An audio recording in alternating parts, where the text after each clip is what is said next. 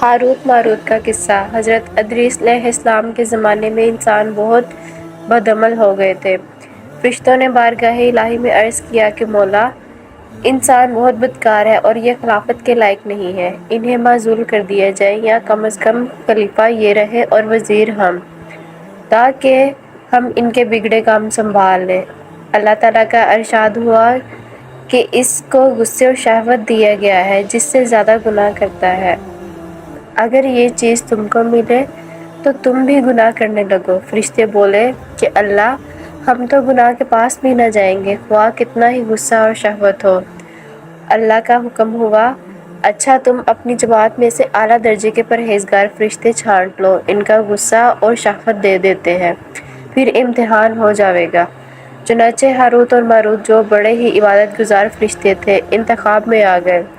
اللہ تعالیٰ نے ان کو یہ چیزیں یعنی غصہ اور شہوت دے کر شہر بابل میں اتار دیا اور فرمایا کہ تم قاضی بن کر لوگوں کا فیصلہ کیا کرے اور روزانہ اسم اعظم کے ذریعے شام کو آسمان پر آ جایا کرے۔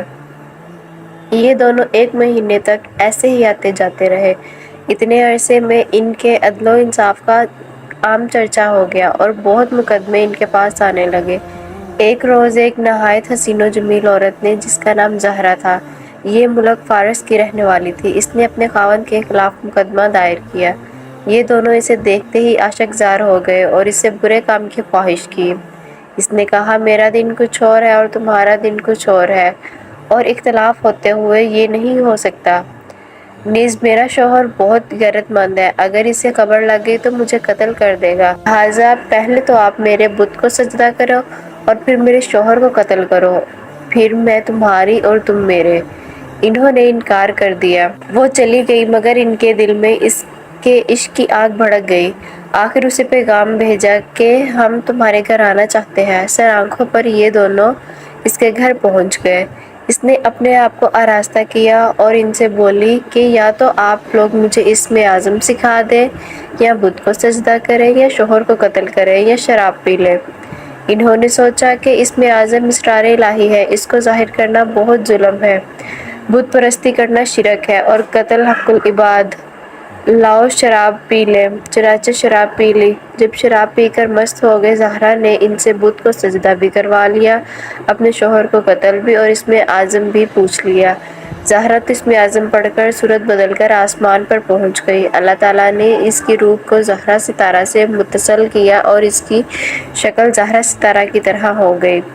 جب ان کا نشہ اترا تو یہ اسم اعظم بھول چکے تھے اور اپنے کیے پر نادم و شرمندہ تھے۔ اللہ تعالیٰ نے فرشتوں سے فرمایا کہ انسان میری تجلی سے دور رہتا ہے۔ یہ دونوں شام کو حاضر بارگاہ ہوتے تھے، پھر بھی شہوت سے مغلوب ہو کر سب کچھ کر بیٹھے۔ اگر انسان سے گناہ سرزد ہوں تو کیا یہ تعجب ہے؟ تمام فرشتوں نے اپنی خطا کا اقرار کیا اور زمین والوں پر بجائے لعن طعن کرنے کے ان کے لیے دعائے مغفرت کرنے لگے۔ قرآن فرماتا ہے، وَالْمَلَائِکَةُ یُسَبِّحُونَ بِحَمْدِ رَبِّهِمْ وَیَسْتَغْفِرُونَ لِمَن فِی الْأَرْضِ۔ پھر یہ دونوں حضرت ادریس علیہ السلام کی بارگاہ میں حاضر ہوئے اور شفاعت کے طالب ہوئے۔ آپ نے ان کے حق میں دعائے مغفرت کی۔ بہت روز کے بعد حکم الہی آیا کہ ان کو اختیار دیجیے کہ یہ یا تو دنیاوی عذاب قبول کر لیں یا آخرت کا۔ حضرت ادریس علیہ السلام نے انہیں حکم الہی پہنچایا۔ انہوں نے عرض کیا کہ یا نبی اللہ، دنیا کا عذاب فانی اور آخرت کا عذاب ابدالآباد تک باقی رہے گا، ہم کو دنیاوی عذاب منظور ہے۔ چنانچہ اللہ تعالیٰ نے فرشتوں کو حکم دیا کہ ان دونوں کو لوہے کی زنجیروں میں جکڑ کر بابل کے کنویں میں اندھا لٹکا دیں۔ اس کنویں میں آگ بھڑک رہی ہے اور یہ لٹکے ہوئے ہیں۔ فرشتے باری باری سے ہر وقت ان کو کوڑے مارتے رہتے ہیں، سخت پیاس سے ان کی زبانیں باہر لٹکی ہوئی ہیں۔ یہ عذاب قیامت تک ایسا ہی شدید رہنے والا ہے۔